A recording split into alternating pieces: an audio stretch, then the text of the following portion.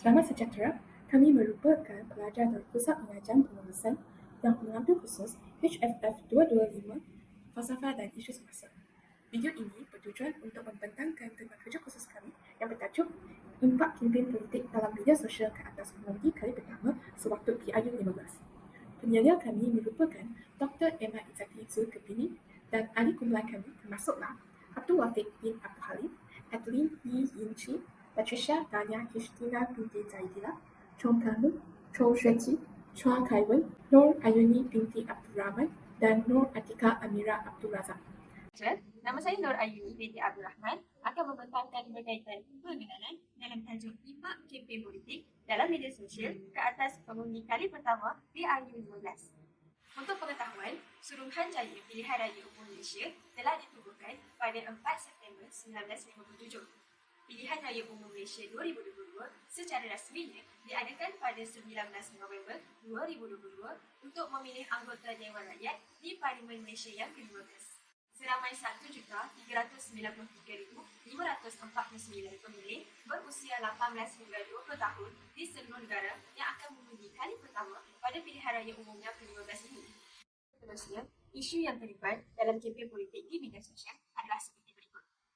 Isu yang pertama ialah isu platform yang digunakan oleh pengundi untuk mengenalkan tentang parti politik mereka. Isu yang kedua ialah keberjayaan kempen politik yang dilakukan di media sosial untuk menarik perhatian pengundi. Dan akhir sekali, isu pemilihan anak muda untuk memangkah calon PRU 15 berdasarkan pengaruh. Hai, Assalamualaikum. Saya Patricia Dania Christina binti Zaidillah akan menyambung pembincangan ini dengan menyatakan maksud pengundi dan media sosial.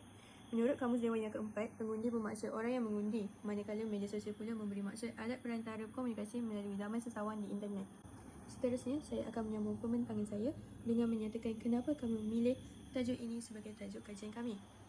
Pertama sekali, ini adalah untuk merungkaikan golongan muda turut berperanan dalam isu kemajuan negara. Hal ini kerana mereka masih mentah dan tidak terdedah kepada agenda peribadi suatu parti politik. Bagi pengundi muda, kualiti seseorang tidak bergantung kepada sikap personaliti semata-mata. Kemudian, pernyataan masalah yang kedua ialah apakah peranan media sosial kepada parti politik. Peranan media sosial ini telah memudahkan cara calon parti politik menyampaikan ideologi mereka secara terus dan jelas. Skop kajian kami juga tertumpu kepada mahasiswa dan mahasiswi Universiti Sains Malaysia. Akhir sekali, terdapat dua objektif kajian dalam kajian kami ini, iaitu mengenal pasti impak positif kesan daripada kempen politik di media sosial. Yang kedua pula, mengenal pasti impak negatif kesan daripada kempen politik di media sosial. Media sosial memberikan impak yang besar kepada pengundi secara tidak langsung. Media sosial juga adalah penting dalam kempen politik. Dalam kempen Presiden Joe Biden dan Donald Trump, media sosial Twitter ialah media sosial utama yang telah digunakan dalam kempen ini. Kajian menunjuk bahawa Twitter sebagai alat kempen mempunyai karakter yang dipengaruhi oleh jenis kandungan dan intensiti yang dihasilkan daripada akaun setiap calon.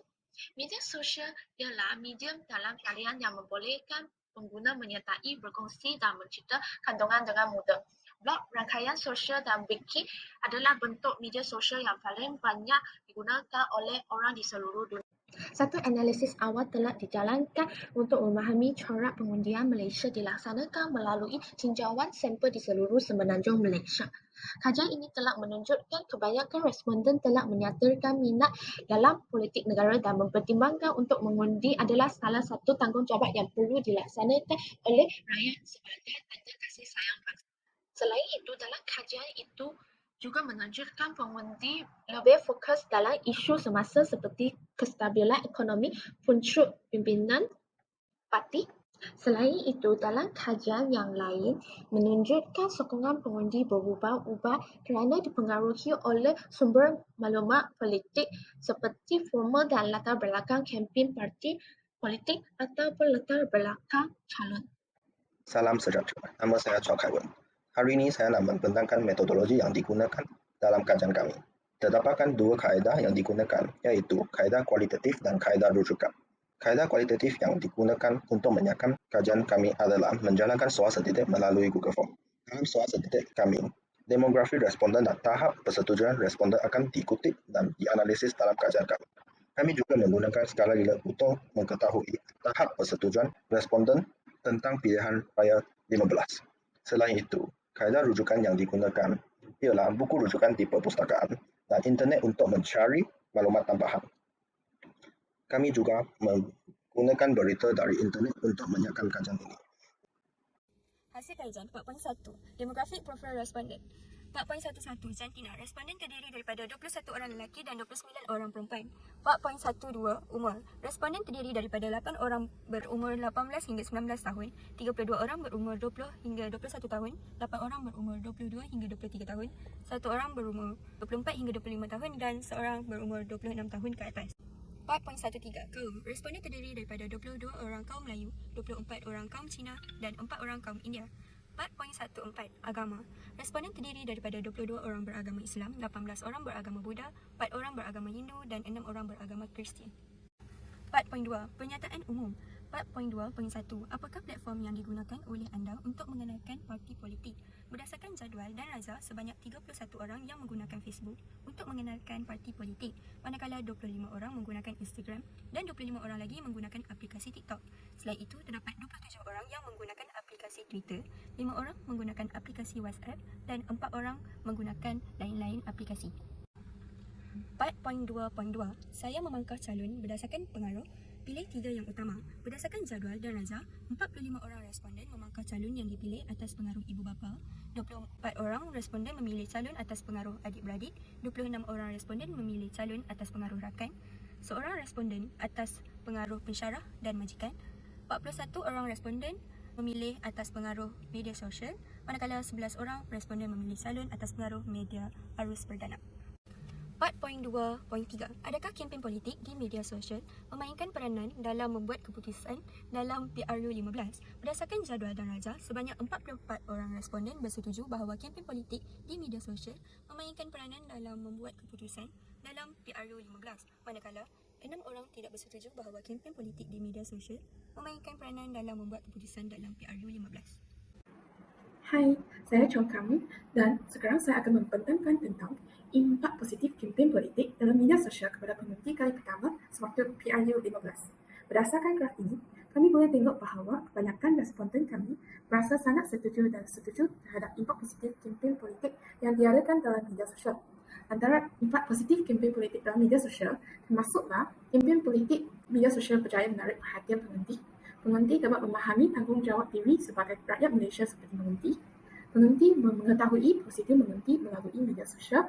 Media sosial dapat menyebarkan maklumat tentang kempen politik kepada pengundi dengan segera dan pengundi mengetahui keadaan politik terkini.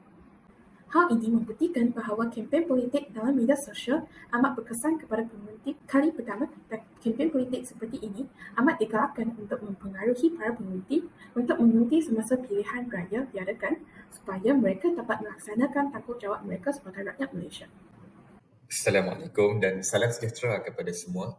Kini saya, Abdul Rafiq bin Abdul Halim, akan membentangkan tentang impak negatif kempen politik dalam media sosial ke atas pengundi pertama kali sewaktu PRU 15.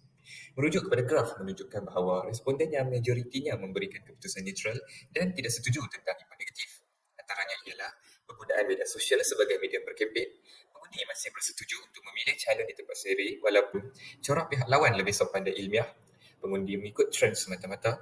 Pengundi keliru dengan fakta sebenar kerana terlalu banyak faktor yang berbeza dan kempen politik dapat mempengaruhi pandangan terhadap agama lain. Hal ini dapat menunjukkan bahawa media sosial memberikan impak yang besar kepada pengundi pertama kali dalam membuat keputusan dan mengetahui kebenaran mengenai sesuatu ahli politik. Nama saya Adeline Iyenci. Sekarang, saya akan membentangkan bahagian yang terakhir iaitu kesimpulan. Pelaksanaan kempen politik di media sosial telah menjadi norma baharu dalam keadaan penularan penyakit COVID-19 pada masa ini. Generasi muda yang sememangnya sudah sepati dengan internet dan telah menjadikannya sebagai sumber yang boleh dipercayai. Oleh itu, kajian ini bertujuan untuk mengenal pasti impak positif dan negatif kesan daripada kempen politik di media sosial kepada pengundi kali pertama. Hasil analisis menunjukkan bahawa platform yang paling kerap digunakan oleh mereka untuk menyertai kempen politik adalah Facebook. Kebanyakan responden adalah bersetuju bahawa kempen politik di media sosial telah membawa impak positif kepada mereka. Dengan adanya kempen politik di media sosial, pengundi berpeluang untuk memahami tanggungjawab sendiri supaya dapat memainkan peranan sebagai seorang rakyat Malaysia. Namun, terdapat juga kebanyakan responden tidak bersetuju bahawa kempen politik adalah bersifat negatif. Hasil kajian ini telah menentukan impak positif kepada pengundi kali pertama tentang pelaksanaan kempen politik di media sosial adalah melebihi impak negatif. Oleh itu, kempen secara digital ini telah memberi impak besar kepada pengundi kali pertama. Pengundi pertama perlu lebih bijak dalam menilai maklumat diterima melalui platform digital ini. Itu sahaja daripada kumpulan kami. Sekian, terima kasih.